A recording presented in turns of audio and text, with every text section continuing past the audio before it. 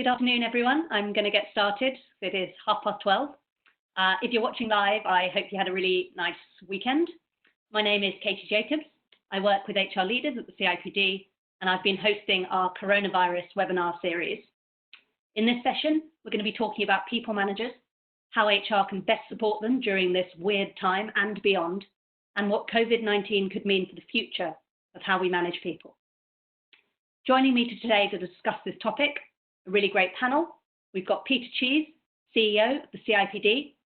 We're joined by Dan Lucy, Principal Research Fellow at the Institute for Employment Studies, and Paula Jordan, Group HR Director at McCarthy Stone, which is the leading developer and manager of retirement communities in the UK. I'd like to thank all of our panel for giving up their lunchtime to join us today. As ever, I'm just going to do some very quick housekeeping. First up, just like to flag that this is the first time we're doing a webinar on WebEx, so if there are any technical issues, apologies in advance. The session is being recorded. It will be available on demand via the webinar section of the CIPD website, and you can also access recordings of all of our previous webinars there. And we've done them on topics like furlough, health and wellbeing, leadership and communications. You can also sign up for future sessions. On Thursday, because of the bank holiday, we're going to be looking at reward and benefits and how that's been impacted by the coronavirus. Next Monday, we'll be kicking off our Return to the Workplace series, and I'll remind you at the end of the session about those. If you want to submit questions during the webinar, please use the Q&A tab. We've disabled the chat box for attendees, and you'll also be muted, so any questions need to be submitted via typing. I'd like to remind you that for legal advice, CIPD members can call our HR Inform helpline. It's available 24/7 and you get an individual response. Also, we're updating the FAQs and resources on our website all the time as new information becomes available. Head to the CIPD Coronavirus Hub for more. And finally, I just want to flag our new wellbeing hub and helpline for members in the UK and Ireland. Together with award-winning workplace wellbeing provider Health Assured, we're now providing CIPD members with free help and support 24/7 and 365 days a year, via telephone or online consultation with qualified therapists. Members can access the phone number and the online services via the membership benefits webpage, and you'll see more details about this at the end of the session. So that's enough housekeeping. Let's get into it. The coronavirus pandemic has shone a light on the importance of people management, whether that's through managing remote teams, managing teams of frontline or key workers who are under immense pressure. We're going to be looking at what makes good people management, whether this crisis has changed that, and whether any of those changes will or indeed should stick. And we're going to explore how HR teams can best support and develop people managers through this crisis and through the stress, change and uncertainty we unfortunately know is still to come. I'll just take you quickly through the running order. First up, Peter's going to set some context and offer some insight around people management in general and today. Dan will then share insight and research on what good looks like in people management and how COVID-19 is impacting managers. Then Paul is going to offer a case study and some insight into HR and how they're supporting people managers at McCarthy Stone. And then we'll go into a panel discussion. Please do submit your thoughts and questions throughout. So I'm going to hand over to Peter to kick us off. And I just remind you, Peter, that you need to unmute yourself. Thanks. Thank you, Katie. Hopefully you can all hear me. And welcome to this webinar series. This whole subject of line managers and people management has been one which we've had for a long time. Many of you may have heard me speak at different events, and it's always been one of my favorite topics. Whenever we talk about HR practices, about enabling cultures, about supporting people, it always comes back ultimately to line managers. And I've always thought of HR as an enabling function, but clearly the people that are looking after our people day by day are the line managers, the people managers at every level of organizations. And as Katie said, the context we're in, no doubt, has created additional challenges. But I think, leading into this crisis and over many years, I think if we're honest, in many organizations, we didn't do enough to really develop and support line managers and their ability to manage people and individuals. And as the world has steadily changed over the last 10 years, we have seen more remote working. We have seen different ways of working. We have seen more diverse teams and all these sorts of things, which have put an even stronger prerogative in our need to upskill and support our managers. We've also had a long-standing debate in this country and in other countries as well about the importance of line managers in terms of productivity and performance. And interestingly, and I know Dan will build on this thought, that a lot of the research in this country has tended to point towards line managers as being one of the issues, certainly, and maybe a central issue in terms of how we elicit the real productivity from our people. Because at the end of the day, if people are not feeling supported, don't feel like they've got a trusted relationship with their line managers, and those line managers in turn are trusting them, then we shouldn't be surprised that questions of loyalty and engagement and so forth become very crucial. And those, of course, are ultimately drivers of things like productivity. We've also known for a long time that there have been many, what I think of as biases in workplace thinking, whether it be presenteeism, which is this idea that people often feel they're more rewarded for just being there than if they're out of sight, or many people might feel out of mind because they're just not able or not typically working from the workplace. So coming into the crisis, there have been many, many questions for quite some time about what we do to develop and support our people managers and line managers at every level. So what has the crisis called out? Well, as Kate has already touched on, there's no doubt that the connection between all of our people has been challenged. Connecting to people who are working remotely, staring into each other's living rooms and things like that, it's created a whole different dynamic. Now, from a positive standpoint, I think most of us would acknowledge that in adapting, as we've had to these very fast-changing circumstances, it has put much more to the center of people's attention and to the business agenda, the whole notion of our relationship with our people, about supporting them properly, about communicating in very, very different ways, and of course, well-being being a very central construct to what good management is about. I've heard so many stories from HR leaders about being very much at the center of the organizational response and spending more time with the executive or more time with the CEOs than they ever have before. And those I suppose, in many ways are positives, and they're certainly pointing to the fact that we are seeing a dramatic shift, certainly at this point in time, towards the idea and the centrality of people, how you look after them, how you connect, and so forth, as being a critical part of the business agenda and response. It's certainly challenged line managers everywhere, and you're also reading things like how we strengthen the emotional intelligence of line managers, because they're fundamentally dealing with people and dealing with their own individual challenges, which has certainly come out in the crisis, does require that sort of level of emotional intelligence. And then we get into debates of things like, how much can you teach it? And my view, and maybe others on the call have slightly different views, but you certainly can teach these things, and you can influence that agenda with line managers. And we do need to be holding line managers more to account, not just for what they do and the results that they deliver, but how they do it and how they engage with their people. We need to see it as integral to performance management. We need to see it as integral to their training and learning. So I think as we look ahead now, and we're all beginning, as we know, particularly in the UK, but in many other countries besides, looking to the so-called transition back to workplaces and what that might mean. There are many, many learnings that we've got to take forward, and there will be additional pressures as we begin to open up our offices and workplaces again. And a lot of those pressures are going to come on the line managers and the people managers in terms of all the questions. Like, can I return to work? Should I return to work? Do I feel safe returning to work? What happens if I say I don't want to return to work? What happens then? What about all those jobs that we need to try to, if we're having more people back in the workplaces, we've got to protect people and keep them safe. And we know that some of the government guidance is getting developed now and getting steadily leaked. But we cannot expect under any circumstances that we will have an instruction manual as exactly what we've all got to do. We're going to have to work through a lot of different issues about adjusting our working practices, adjusting our workplaces, but fundamentally putting people first.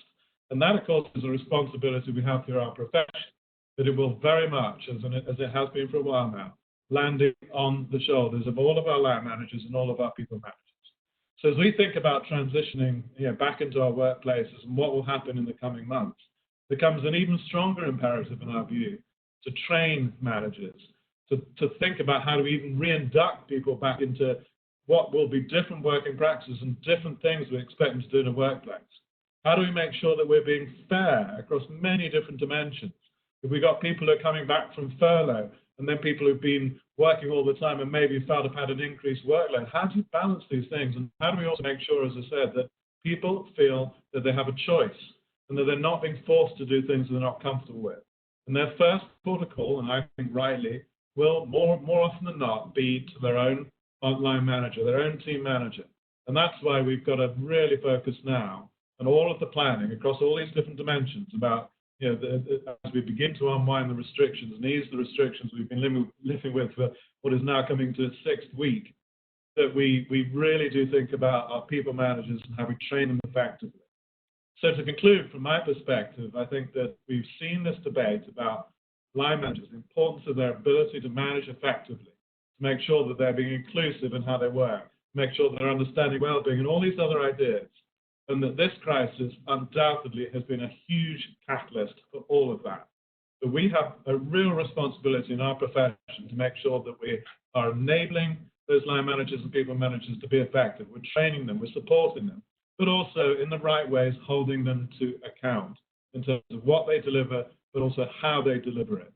Because at the end of the day, we all know all these adages about, people join organizations that leave managers.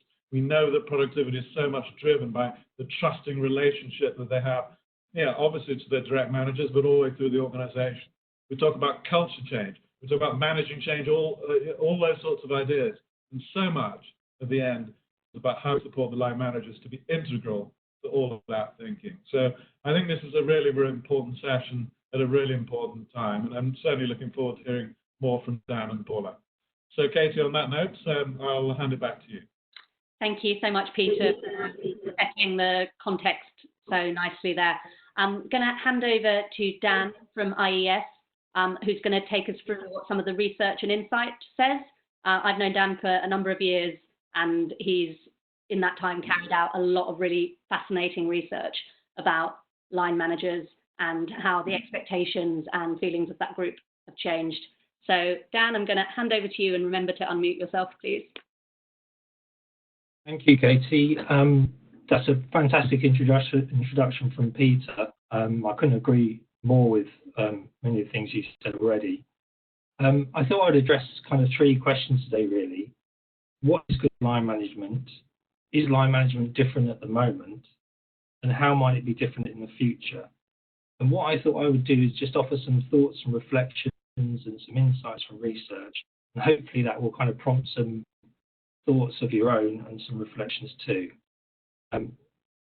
So Katie, can we move on to the next slide? So we've often sort of struggled with this idea of, what is the line manager role? What does a line manager do? And it's often been difficult to define. And I think that probably speaks to the complexity of the role. I think we do have a good idea of what it looks like from a direct report perspective. IES has done some work in this area looking at engaging managers. There are 5 things listed on the slide that all engaging managers show. And it's things like building trusting relationships, promoting open and free discussion, strategic direction, good feedback on performance, and developmental focus. So we have a good idea about what good line management looks like from a direct report perspective. The real challenge, though, seems to be in making good practice widespread and consistent. And I think the challenges there really are often around not getting the right line managers not getting the right people in line management roles, not providing training at the right times, and generally asking line managers to do too much. Katie, could you move on to the next slide? So why is good line management important? Well, this piece of research from the Centre for Economic Performance at the LSE has always struck me as really, really powerful. So 70% of cross-country variation in GDP is attributable to management practice. That's an enormous amount of variation accounted for by management practice. And what's interesting about that study is that it doesn't actually include all management practice. So it doesn't include things like innovation, for example. So the 70% could actually be even higher. We also know that line management is associated with a wide range of organisational outcomes, whether it be absenteeism, job performance, workplace climate. And line managers really are essential to the success or failure of any organisational change. So they're incredibly critical, and as Peter said, people join organisations but leave managers. Katie, could you move to the next slide, please? Katie, could you move to the next slide, please? Okay, thank you. So is line management different now? I think it is different. There are much more pressures and demands on line managers right now. They're having to implement and adjust to new ways of working. There's increased focus on their own and supporting others' health and well-being. They're having to furlough staff and perhaps cope with additional workloads. So it is definitely different now. But I'd also like to argue in this presentation that many of the same dilemmas remain, albeit that they're heightened and perhaps made more salient by the current conditions. I'll talk about three main dilemmas, and there's probably more, but I will come on to those three dilemmas in a moment. What we have seen is this sudden increase in remote working at scale. And I think it's important to recognise that virtual management is different from normal management, face-to-face management. It requires a different order of skill in the ability to listen, to spot underlying messages and cues that all may not be well. And that's particularly important since mental health is such a massive issue at the moment in this context. We also know from previous research that actually managers are not well equipped to manage remote teams very well. So in some previous research I did whilst at Roffey Park Institute, 53% of managers thought that managers in their organisation were not well equipped to manage virtually. We also know that remote management requires increased contact, even if it's just to say hello on a regular basis, or and therefore places additional demands on line managers. IS has recently, at the beginning of this crisis, started a survey, the IS Working and Wellbeing Survey, which has shown that increased contact for employees from their manager leads to increased organisational commitment and job satisfaction. So the benefits of actually managers being in touch regularly with their employees is being demonstrated through the research we're doing. There's also evidence that managers may be faring less well in these current circumstances than non-managers. So in the same survey, managers rate their job satisfaction and work-life balance worse than non-managers, although they are scoring more highly on organisational commitment. If you can move to the next slide, Katie. So I thought we'd talk about three dilemmas that I think are made more salient by the current situation. And the first one is the control-trust dilemma. So we've talked for a long time about the importance of managing by outputs rather than inputs. And this is important at least for a couple of reasons. So first, we know that employees generally experience better mental health in their jobs when they're able to operate with a degree of autonomy and a freedom of expression. And right now, mental health should be pretty high up on the agenda for most managers and HR professionals. The second reason, given the circumstances of remote working, lots of managers just will not be able to manage by inputs. They'll need to learn how to manage by outputs better. And it's not clear that all managers will be able to make this shift or how quickly they'll be able to make this shift. And it has sort of occurred to me that one way of looking at the current crisis is that it does offer the opportunity for HR to support managers in upskilling through a kind of crucible of experience. Managers are having a really, really tough time now. If HR puts in the right supports, then they could support management capability both now and into the future. Could you move to the next slide, Katie, please? So the second dilemma, which I think is made more salient now, is this keeping the business going versus meeting staff needs flexibly. So managers are having to cope with the logistics of keeping the business going and meeting staff needs, which are likely to be complex and also vary over time. They also have an important role to play in influencing the message expectations. There's a possibility that get caught between senior management desire for staff to be as productive as normal against their staff's ability to actually do so. So staff are likely to be reporting challenges in terms of kind of anxiety, mental health, caring responsibilities. So managers are going to have to influence and navigate those different expectations. And the best way is to work with HR to kind of get those messages right. I myself have seen this messaging change in a number of organisations over the period of the crisis from a carry on as normal to we are not going to be as productive as we normally would be, but we've got to do our best. And I think that kind of messaging is enormously helpful for managers and their staff. The third kind of area where this dilemma is likely to occur is in one-to-one. So managers will need to strike the balance between health and well-being concerns and operational business matters. And I think it's important that managers are able to sort of create the space in their kind of one-to-ones and conversations with operational matters. Next slide, please. So the third sort of dilemma really relates to innovation and the challenge of innovation, innovating, doing new things in the midst of a crisis. So we do need to innovate, work in new ways, and find solutions to new problems. And we know that innovating is difficult for humans at times of stress and anxiety. We also know that managers don't operate as much normally in this space as they feel they should in normal times. So they might have the existing habits or techniques that they can draw on to encourage staff to be innovative. I think it's likely that those managers who've managed to cultivate a sense of trust and psychological safety in their teams will be able to do this well, and for others it might be more difficult. Again, HR can support directly or indirectly, directly by facilitating meetings which raise staff ideas and concerns, and indirectly by supporting managers. Next slide, please.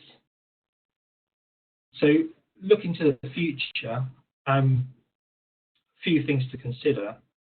So this idea of mass remote working, so will we see big office closures? And we've already heard recently Jeff Staley at Barclays talking about closing some of the big offices in the city.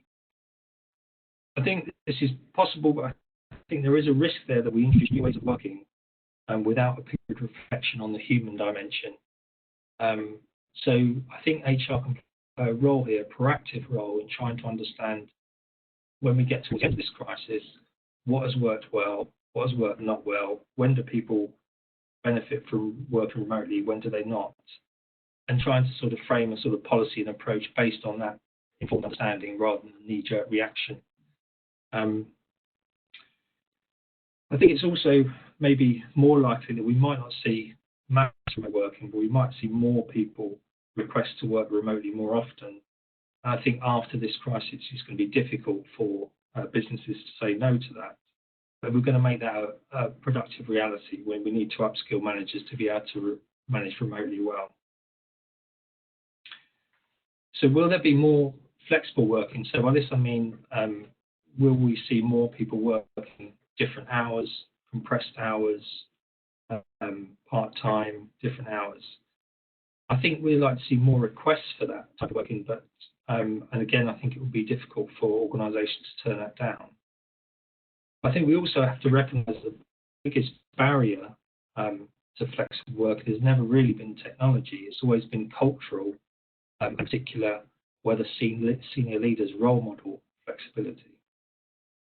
And I think we also have to recognise that usually, or up till now, working flexibly has come with a price in terms of pay and progression, and that needs to change to facilitate more flexible working in the future. So in summary, I think that HR can play a critical role in supporting managers through COVID-19. And indeed, if they provide the right support, it could be a good opportunity to develop future management capability. I also think that some of the future changes that are mooted, such as mass remote working, HR needs to play a prominent role there in reflection on what's worked and what's not worked from a human perspective, and inform future policy changes. And then in terms of when people work, there are some long-standing barriers to overcome, such as shifting perceptions of the types of role that can be done flexibly. And I guess the final thought, and it's probably an important thought, is that just to remember that line managers are people first and line managers second, and they need support too. I'll finish there, Katie. Thank you so much, Dan. That was really, really interesting. I'd also just like to flag that we at the CIPD have some research coming out in the next few weeks about how people's working lives are changing in COVID-19 and how people feel about that, which will have some data on line managers as well. So thanks so much, Dan. I'd like to pass over to Paula now, who's going to bring some of that to life by talking about what they've done at McCarthy and Stone, and just to encourage you to get your questions in on the Q&A rather than the chat box, although someone is sending them to me if you're putting them in the chat box, but it'd be easier for me if they were in the Q&A. Thanks. Hand over to you, Paula, if you could unmute yourself. Thanks. Thanks, Katie. And first of all, apologies for not being able to show my face. It isn't because I'm in my pajamas. It's because the rural bandwidth isn't allowing me to show my video today. So please bear with me on that. Just to give you a very lightning overview of McCarthy and Stone, as Katie said, we're the UK's largest provider of private retirement accommodation. So we are two things. We're a property developer and we're also a lifestyle provider. We've got about a 70% market share, which sounds absolutely huge, but actually only 1% of the available demographic go into bespoke private retirement accommodation. So there's everything to play for in terms of the business. It started life as a family company back in the 70s, and it's been through various iterations of its existence, including the family company being publicly quoted, being re-privatized again in private equity ownership at the point at which I joined, and then re-IPO'd in November 15. In the last couple of years, we've been really buffeted by all sorts of economic and political headwinds, which are not great for older people who tend to retire into their shells and not make decisions to move. So it's been quite a challenging time for the business, and we've been through quite a lot of restructures, changes of boards, changes of chief executives. So it's been a very interesting time to be leading the HR function. It's also a business of dichotomies. So we have a care side. So all of our homeowners are elderly and require quite a lot of looking after.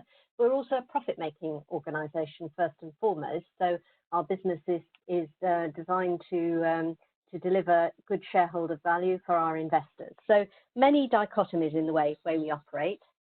In terms of coronavirus, we've got about 2,500 employees, and about 1,700 of those are on the services side, i.e. they look after our residents, and about 800 on the development side of the business. So, and of those people, we've got about a third in sales, a third in construction and support, and a third organisational back office and so on. And so one of the interesting things for us is that the services business has been unaffected by coronavirus, except that it's become more of a need, and we've needed more people to look after all of our residents who are all age 70, so all locked down, so they need lots of support. But the rest of the business has been hit quite hard in terms of the number of people furloughed. We've got about 90% of our people on furlough at the moment on the development side of the business. So that's been interesting in having very different populations. And we've redeployed about 100 people onto the services side to support frontline operations. We're also getting a lot of our people to buddy with homeowners and be a sort of helpline to keep their mental health alive and look after them if they don't have families to call them every day.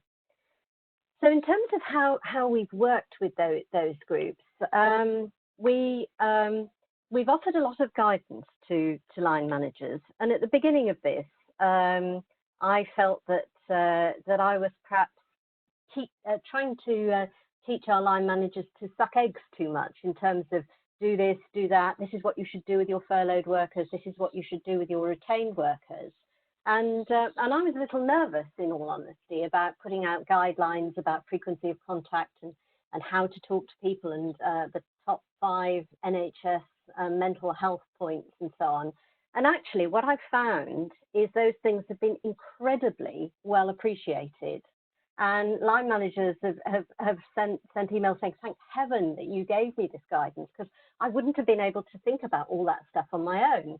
And so from being almost nervous at patronising my line managers, that has actually turned out to be a really good thing. And many of the things we focused on are exactly the points that Dan made. You know, trust your employees. They probably will be working really hard. They're probably working more hours than they would normally work. You know, don't turn your video off if you can possibly do it on bandwidth, unlike me today. Let people see your face. Let people see your sitting room and your dogs rushing through and your children interrupting you, because it makes you more human as a line manager. The other thing that we've been looking at is how we balance as Dan said, keeping the business going versus looking after the well-being of our people. And what we're trying to do is to learn from this experience, and rather than just expect everything to come back down again in exactly the same format as it ended when we went into the coronavirus crisis, to think about how we could do things differently. And some of those are structural. Do we need as many salespeople on development? Are people going to go to developments and want to walk around and look and touch things, or can we do more things remotely? Without a doubt, I think we're going to do more remote working, maybe not en masse, but I think that will be a bigger factor. Because as a development business, we have a lot of people who actually build things or look after people on development. So there's been a sort of received wisdom in the business that if you have that kind of profile, everybody needs to be in an office and needs to be present and available to speak directly. And I think we're now understanding that it's perfectly possible to do things remotely. But the other side of it is how people behave in a remote working environment. And we all know that being on a phone flattens out our voices and makes us seem more robot-like. So we've been looking at how to actively listen, how to really make people know that you're there listening to everything that people are saying, particularly if it's something that's quite deep and emotional, rather than there just be a silence on the other end. We've also been encouraging people to make sure that objectives are really clear, that people have a very, very clear idea of what's expected of them, both in terms of what they have to achieve on a day-to-day basis, but also what they don't have to achieve, that productivity will be lower, that we do embrace that we do want people to go out and get fresh air and spend time with their families, rather than just be locked to a desk from the time they would have left their home to commute and get back in the evening. So I think my summary would be that, yes, I think the business will change as a consequence of this. I think we will have a lot more remote working. I think we will have to and should, and I think this is a gift for HI in so many ways, respond very positively to requests for the differing work profiles and remote working. I think it's also a gift in the sense that line managers are some of the people who've almost suffered the most in this environment, because it's very difficult to manage people remotely, and they're having to deal a lot more with people's quite raw emotions. And so I think they will be more open to being more of an integrated whole person line manager, rather than somebody who relies on their technical capability and tells people what to do. So I think there's a growing hunger on line managers' part to understand how to manage in a different way. And my own personal experience was an email went out in my name to all of our furloughed people, and it was a guide to what to do on furlough, you know, what ideas, how to look after your mental and physical health. And so we've got 550 people on furlough at the moment, and I got about 70 personal responses to this. Everybody must have known that that was a general email that went to a lot of people, but lots of people wrote back to me saying, oh, thanks so much for the updates, really great to hear from you, hope you're okay, hope your family is okay, and that you're bearing up in these difficult circumstances, and we really appreciate you being in touch. So that surprised me in a way, that there would be that sort of outreach. So I think there's a real humanization that comes from all of this, and I think we are going to need to operate very differently as organizations going forward, and really acknowledge that that we truly employ the whole person and not just their piece of productivity for our shareholders. Thank you so much, Paula. That was lovely. I really love that reflection about a lot of this bringing the humanity back to a lot of work, because we have no choice but to be our whole selves. If our kids or our dogs are there, or if we're working from our kitchen table, as I am, not right now, so I'm on a sofa, but that kind of no choice but to be vulnerable and authentic and to be our whole selves, because we are in a place that means that that's all it's possible to be right now, and juggling so many things. I'm going to open it up to questions. We've had quite a few sent through, but please do keep them coming. We've got about 15 minutes or so. Can I ask all the speakers to take themselves off mute? Easier than you unmuting yourselves. Got a nice question about the fusing, and I think this is something that you said, Dan, of productivity and well-being, and whether we think that that kind of fusion should be the way that we go forward from now on. Dan, have you got any further reflections on that? Well, we know that well-being is critical to productivity. I think the point I was making, which Paula picked up on nicely as well, was just this, at this time, kind of balancing well-being concerns, productivity concerns, and getting the messages right around that, and not creating a situation where managers are squeezed between, maybe senior management demands for productivity as normal, and actual their kind of direct reports ability to actually do that for reasons of, various reasons of, childcare, caring responsibilities, or their own anxiety about the situation, or their own, health concerns. But I think Paula's examples about the messages that McCarthy and Stone have been giving out around this are actually spot on. I think they're really, really great messages. Peter, do you have any thoughts on that fusing of productivity and well-being? Yeah, no, absolutely. I mean, I think that the two were always two sides of the same coin. And I think, as I said, leading into the crisis, we'd see more, more and more of this debate about well-being. And yet, it's not a new subject. It just seems to be something that I think got a little lost in previous decades, about a pursuit towards a single goal, which is I got to make money, I got to support the financial stakeholder, and that's what really matters. And hence a big drive to just the technical aspects of line managers' roles and so forth. And yet, well-being must be one of the most important outcomes of work. And I think the crisis has taught us this so much more, that if a job is stressing me out, if it's not supporting all the other things I have to do, if it's making me physically, emotionally, mentally unwell, how on earth can that be a positive outcome of any kind? So I would add to the fact that those are attributes, of course, which drive productivity, but I think they are fundamental parts of a duty of care that we have as employers and managers and all of these to support our people. And I really do believe that this crisis will shift the dial on a debate that's been happening more and more. And I hope and believe, and I think it's as much up to us as any, to make sure that that dial does genuinely shift and we see well-being as an outcome, and that finally that we have more transparency on it as well. I think it should be one of those key metrics of businesses, that we are able to judge and say, so what have you done to support the well-being of your workforce?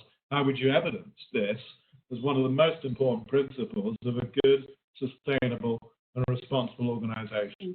And Paula, when you sent that kind of, or you got that messaging out about productivity perhaps becoming less of a kind of key output, how did that go down? I think it was very well received, and interestingly, in our last employee survey, there was quite a lot of commentary about the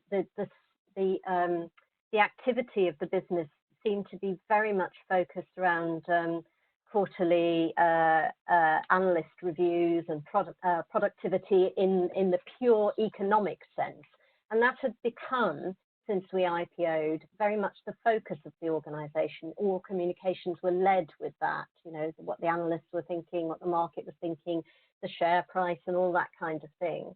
And so I think that, and we're just sending out this week a different sort of employee survey, which is much more about well-being and how people are feeling about things. So what's been coming back is a sense that that though we've invested in lots of well-being resources, actually what has made the difference is people actually reaching out and communicating in a human way. And there isn't a cost associated with that. So I think that's quite interesting, that people think that they've been well looked after in terms of, we've said, you don't have to be as productive. And people really appreciate that. I think the trick will be bottling that and keeping it and making sure that it remains, as Peter says, one of our prime focuses going forward, and we don't just flip back into the quarterly analyst reviews and so on, and all be about the sales and the figures and the profits and the ROCE and all of those kinds of things. I think we need to look at it on a much more balanced scorecard basis. Thank you. I'm going to conflate a few questions into one. Got a few things about ER issues. And any advice we can give on how you progress employee relations issues fairly and practically, given you've got some people are going to be shielding, a lot of people are going to continue to be remote working, we might not be able to be in the same place. If we are in the same place, we have to be 2 meters apart, we might be wearing masks. How do you have any advice or thoughts on how to deal with employee relations issues or things like grievances, disciplinaries, when we can't do them perhaps in the as human a way as we might wish? And Peter, got any thoughts on that? Yeah, I mean, it's definitely a question that's rising more and more. I mean, even within the CIPD, we've been looking at this as well. So first of all, as you said, I mean, if people are working in all these different ways and some people working remotely, well, we know there's a lot of evidence about this leading into the crisis that people weren't always feeling they were fairly treated if they were working more remotely. And because we have, as I said before, something of presenteeism bias. So we're going to have to work hard on those kind of questions. How do we make sure that what we're doing is fair and balanced across the different ways in which our workforce are unquestionably going to be working in the future, that we have better and stronger communication with them? And I think we've all called this out. I mean, Paula, you called it out in terms of the much more regular communications of having people and using those and using different forms of communication in two directions, incidentally, not just down through the organization, but up through the organization. Understand what people are really feeling in all of this and recognize that it is what we've understood now is we often did not properly include people who were working remotely or working in different ways or working part-time or whatever. And we must take forward the learnings from all of that. So I don't think there's one simple answer that covers it all. It's just a very different appreciation and taking forward, as I said, the learnings are things like communications, understanding differently about how you influence people and work with them, perhaps on tough feedback when you can't see them all. I think Paula made a great point about even as you've trained your own frontline managers and dealing with your customers, that when you're speaking across a video conference channel or a phone, the way you articulate messages, particularly tougher ones, and if it's tough feedback, for example, you've really got to train people to do that in very, very different ways, because we don't always pick up all of the signals of emotional intelligence that you pick up when you're in front of people. So a lot of different things to think about, for sure. Dan or Paula, do you have any thoughts on how reasonable it is to arrange things like grievance appeals or those really tough things that HR has to do over Zoom or WebEx or Teams, as opposed to being able to do it face to face? Yeah, if I can pick up on that. I think just reflecting on that point, Dan talked about doing the right things and doing things right, and that needs to be how we lead through this kind of situation. And doing the right things and doing things right never changes. It's always, the principles are always the right principles to follow. And I think that needs to be our kind of beacon, our guiding principle. But I think we also need to be much more imaginative and supportive of line manager in terms of how we do this. And from a limited amount of experience since the crisis hit of difficult situations we've been trying to resolve, I think what we have been doing is getting alongside line managers much more closely and helping them through video conferences or Skype meetings or whatever if there are difficult situations.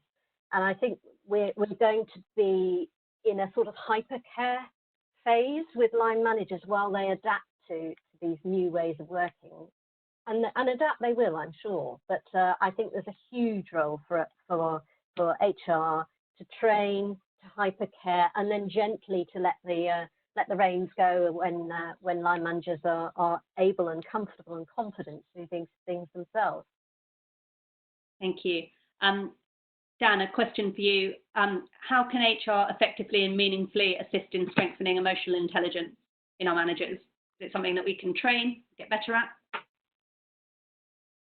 Yeah, I think it is something that people can get better at with the right support and the right training. I think learning from experience is really important.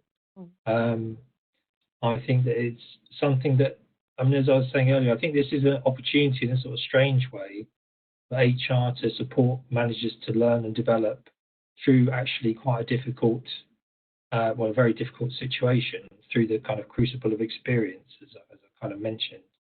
And I think the kinds of support that are useful are giving people the space and opportunities to reflect, and discuss and learn. So it'll be things like mentoring, coaching, learning sets, things like this, which actually can give managers a space to talk and discuss issues and learn from them, as well as perhaps bite-sized kind of learning that can be easily accessible online.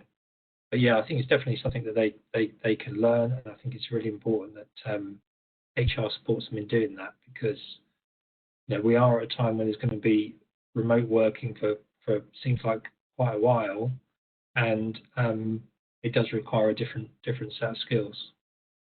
And Peter, do you have any thoughts on that, but also perhaps broadening it out into the kind of ways that we can develop managers differently?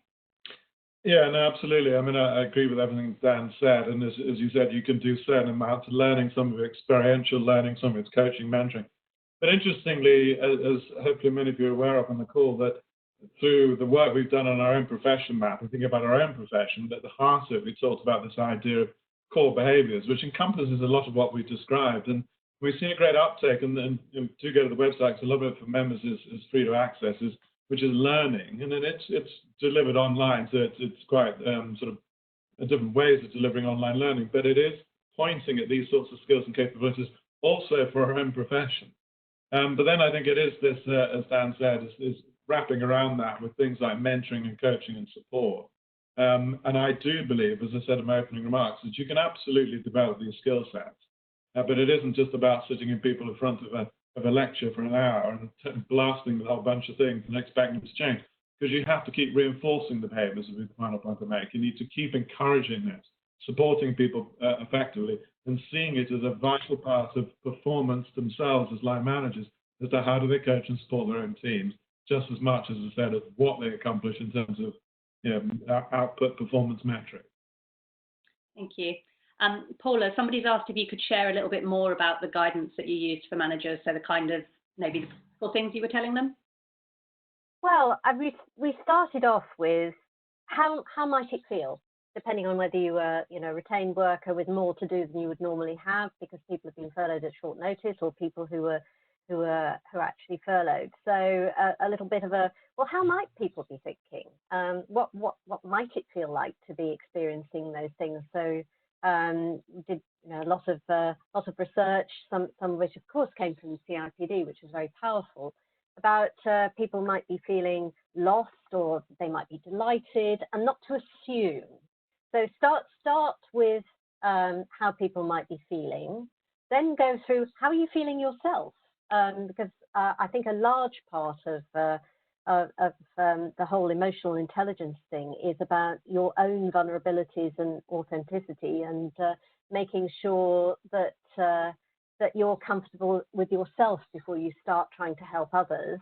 And then some more technical stuff, which isn't rocket science, around the national, the NHS guidelines, the 5-point plan for connect and give, and those kinds of things. And this is where I felt I was perhaps being a little patronising, but it turned out that I wasn't. Actually, some ideas. Have a break, have a Kit Kat, have a cup of coffee, have lunch al desco. Do some quizzes. It felt a bit like motherhood and apple pie, but actually it seems to have gone down really well. So it was a bit of a blend of this is what the furlough process is. This is how it works. The technical piece, the background, some things to think about in terms of how people might be feeling, and then some things to try really that people could feel comfortable with. So rocket science it wasn't, but it did seem to go down okay. Yeah, but it did the trick, so that's what matters. Got some questions from somebody who says that their entire team, including their manager, has been furloughed, and they are the last one standing, which brings a whole range of stresses, from worrying about their own job and are they going to be furloughed, to wondering about how they cover their work, what work do they need to do. So do you have any tips on how that person could A, manage their own well-being, and B, know that they're working in the appropriate way, given they don't really have anyone to ask guidance from right now? Peter? Yeah, I mean, that's a tough one, Kate, isn't it? I mean, there have been all sorts of circumstances of furloughing, and let's also acknowledge it was a new thing to us. We didn't even know what the word was 6 weeks ago. Lots of organisations have gone about it in various ways, and that's a tough one, where you're literally left as the only team member standing. Even manager's been furloughed. I think my only thoughts on it would be that obviously encourage that person to be reaching out to other channels, not least to their HR teams, looking, as you said, for well-being support, because that is pretty stressful, and encouraging them all they can. They're going to have to work through to their boss's boss, I dare say, as well, if their manager is not there. But also this real challenge so many people have faced in furloughing, saying, and as you described it, Paul, it's not that you can't ever talk to your people. But some people have taken it very, very literally, like there's got to be radio silence because anything I do could be construed as work. And of course, we do have a duty. There's still the people who work for us. We still should be connecting with them and communicating. So hopefully, the team members that have been furloughed are also in some way able to keep in touch and support that individual. With Paula, I remember when we had a conversation a while ago, you said that there were some teams in your organisation where you've almost lost a few layers. Tips. Have you got any tips on how you're managing that? Yes, particularly in our construction workers, we've furloughed pretty much everybody. So there would be 3 to 4 levels of management who've been furloughed. So that will leave a lot of people very isolated. So what we've encouraged people to do is to buddy up with colleagues outside work, and we've pushed out quite a lot of content to furloughed workers, CEOs updates and snippets of information about the business. But we've pushed it out to somewhere where people can come and self-serve, so that we're not taking any risks in terms of this being construed as work. And that's proved incredibly successful. We've also made sure everybody has remote access to our learning management system, where there's not just corporate learning, but a lot of well-being resources. And the most popular things that people have hit on have been resilience, maintaining mental health, and things like breathing exercises, full-box breathing and so on. So we put out a link on a Monday, and by Tuesday evening, we'd had 900 hits on those wellbeing resources on our learning management platform. So I think it's finding the right balance between making things seem like work and risking furlough pay, and offering people resources to help themselves. Thank you. Dan, it's actually a question from me. I'm being a bit cheeky because it's something I was wondering about earlier. How can you, if you've got managers that are feeling perhaps overwhelmed by the amount of pastoral or wellbeing care that they're having to do, and the amount of kind of check-ins that perhaps didn't seem so much in the office, how can you help them? Yeah, I mean, I think it's important to sort of recognise we're very sort of reliant on managers' judgment. I mean, even the kind of frequency of contact. I mean, our kind of research is saying that the employees who receive most regular contact from managers are doing better. But that regular contact doesn't mean that you know that's an hour phone call 5 times a week. It could just be like a quick phone call to check how people are. And I think that's where the listening skills become really important, being able to kind of listen to people closely when you speak to them, be able to spot if there are any kind of underlying messages in the conversation that maybe you need to kind of be aware of. So I don't think I think if managers are feeling overwhelmed, I think HR is a potentially great resource to kind of get some support with that, and the kind of the normal sort of organisational supports in terms of EAPs as well. But I think just for managers to kind of reach out, and I think one option, I think some organisations pursue is this kind of having peer groups of managers so they can kind of share and discuss with each other and get support they need at this difficult time. Thank you.